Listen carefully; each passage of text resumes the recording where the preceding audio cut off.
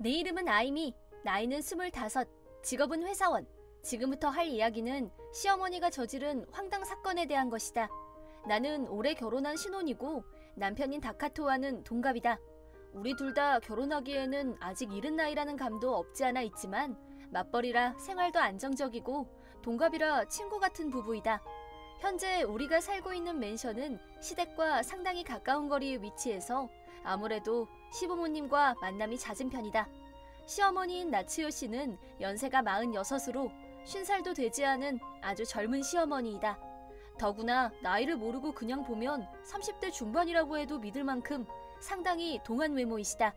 성격도 밝고 활동적인 타입이시라 얘기도 잘 통하고 때로는 친구처럼 느껴질 때도 있다. 다른 건 몰라도 시부모님 복은 있다고 생각하며 안심하고 있었는데 어느 날 외부 볼일이 있어서 외근을 나왔던 적이 있었다. 그냥 물어보는 건데 어머님 말이야, 혹시 나이 차이 많이 나는 남동생 있어? 갑자기 무슨 소리야? 우리 어머니 외동딸인데 그런 걸 왜 물어? 그러면 삼촌 남동생이나 친척 중에 특별히 친한 사람은? 글쎄, 내가 아는 한에서는 그런 사람은 없는 것 같은데. 뭐야, 괜히 기분이 이상하잖아. 그게 있잖아, 지금 외근 나와 있는데 잠깐 쉬는 타임에 카페에 들어왔거든. 근데 어머님이 계시는 거야. 모르는 남자랑 같이 계시는데 어머님은 아직 나를 못 본 것 같아. 그래? 어떻게 생긴 남자인데? 그냥 좀 젊어 보여. 절대 40대는 아니야. 30대 초반? 정도로 보여. 두 사람 분위기는 어때? 그게 참 뭐라 말하기가... 그래서 너한테 지금 물어보는 거잖아. 엄청 다정해 보이는데 이걸 뭐라 표현해야 하나? 그냥 보면 사귀는 사이처럼도 보여. 나 어떡하면 좋지? 그냥 모르는 척하는 게 좋을까? 보고도 못 본 척하면 그게 더 이상하지. 차라리 가서 인사를 해. 그럼 확실해지지 않을까? 그것도 그렇긴 해. 나는 숨을 가다듬고 최대한 자연스럽게 어머님이 계신 테이블로 가서 인사를 했다. 물론 도살장에 끌려가는 기분이었던 건 말할 필요도 없었다. 그럼에도 불구하고 테이블에 동석해서 두 사람과 잠시 담소도 나누었다. 잠시 후 궁금해서 못 견뎌하는 남편에게 결과 보고를 했다. 어떻게 됐어? 어머님 말로는 그냥 친구래. 그래? 네 느낌은 어땠어? 뭔가 많이 찝찝한 느낌? 우선 내가 가서 인사를 하니까 엄청 당황하시더라고. 어떻게 아는 사이냐고 물어보니까 처음엔 대답을 못 찾고 우물쭈물 하시는 게 미심쩍었어. 그랬구나. 앞으로 어떡하지? 당분간은 지켜봐야지 뭐. 이렇게 남편과 나는 달리 어찌할 수도 없고 어떻게 해야 할지도 모르겠고 그저 한숨만 나왔다. 이러지도 저러지도 못하는 애매한 입장이라는 게 사람을 답답하게 했지만 일단은 달리 방법이 없었다. 그 뒤로는 어쩐지 시댁에 가는 게 전처럼 편하지가 않았고 얼굴을 마주하기가 껄끄럽다 보니 자연스럽게 발길이 멀어졌다. 하지만 그렇다고 해서 계속 이렇게 모른 척하면서 지낼 수도 없는 일이고 시어머니의 불륜 의혹을 단정할 만한 확실한 증거는 없었지만 심증은 거의 확실했다. 그렇지만 민주주의 사회에서 증거 없이 죄를 물을 수는 없는 법. 설사 확실한 증거가 있다고 한들 시집에서 가장 발언권이 낮은 내가 감히 불륜 사실을 고발할 수도 없는 노릇이었다. 그저 혼자서 소가리를 끙끙거리며 하고 있을 때 시어머니로부터 라인이 왔다. 잘 지내니? 네, 잘 지내요. 무슨 일 있으세요? 특별한 용건이 있는 건 아니고 요즘 통 발걸음이 뜸하길래 니들 무슨 일 있나 싶어서 연락한 거야. 죄송해요. 요즘 회사 일이 좀 바빴어요. 아직 한창 일할 나이니까 바쁜 건 이해가 가지만 너무 무리하지는 말고 건강이 중요하니까. 네, 걱정해 주셔서 감사합니다. 그리고 저기 말이야, 지난번 일 말인데. 지난번 일이라뇨? 있잖아, 지난번에 카페에서 우연히 마주친 거. 아, 네, 그랬죠. 그때 일이 뭐요? 그냥 나는 네가 타나베 씨를 좀 오해하는 건 아닌가 해서. 타나베 씨라면 그때 같이 계셨던 분 말씀하시는 건가요? 그래, 내가 소개도 해줬잖아. 네, 근데 그때는 어머니가 성을 빼고 그냥 이름만 부르셔서 계속 타이치라고 하셨잖아요. 그래, 맞아. 근데 제가 어떤 오해를...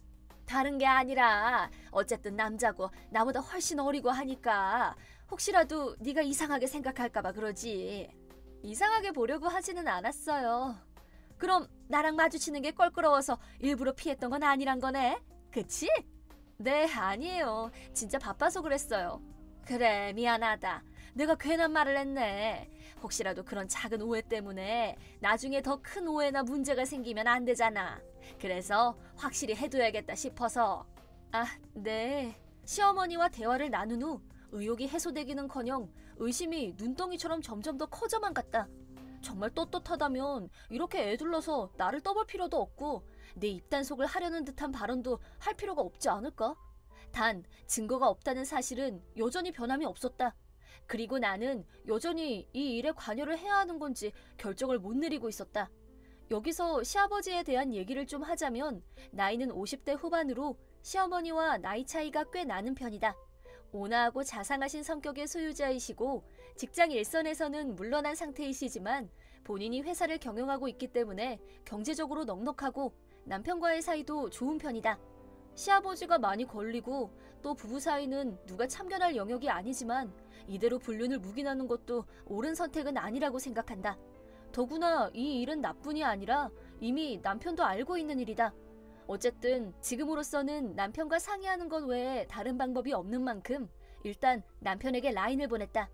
그런데 그 과정에서 새로운 사실이 더 밝혀졌다. 대강 그런 얘기 나눴는데 내 입단속 하시려는 것 같아. 근데 그게 오히려 더 수상하더라고. 그러네. 이 얘기를 할까 말까 고민했는데 이렇게 된 이상 그냥 말해야겠다. 사실 네가 본 남자가 처음이 아니야. 뭐야? 불륜이 처음이 아니라고? 내가 아는 것만 해도 2번 정도 이력이 있어. 세상에, 2번씩이나? 결국 매번 들통나서 그때마다 한바탕씩 난리가 났었어. 그거야 그랬겠지. 아버님이 완전 보살 아니야? 그걸 어떻게 용서하셨지?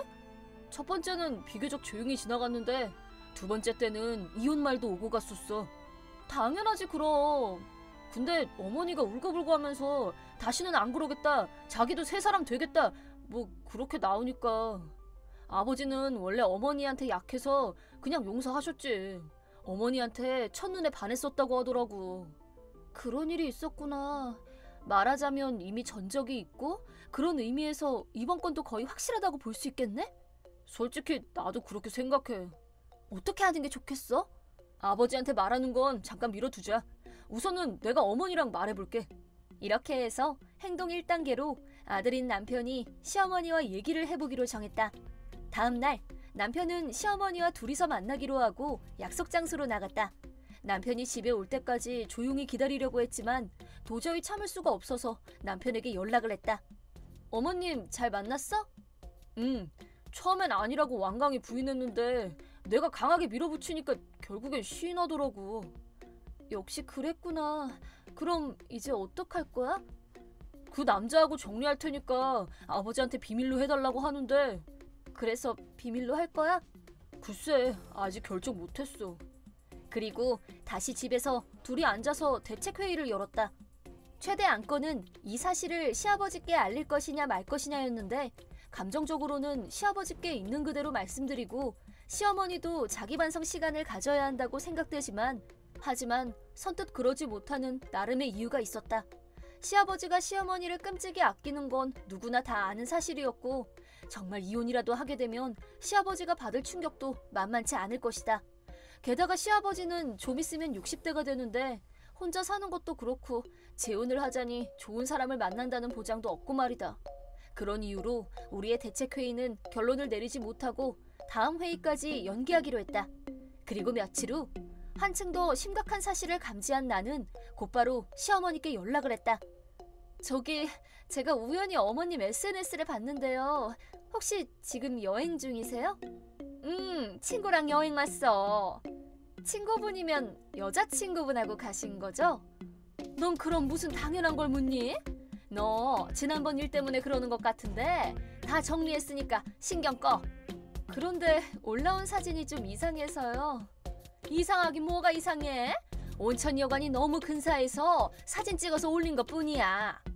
장소가 문제가 아니라 사진 한쪽에 가방이 찍혔는데 그게 남자 가방처럼 보여서요.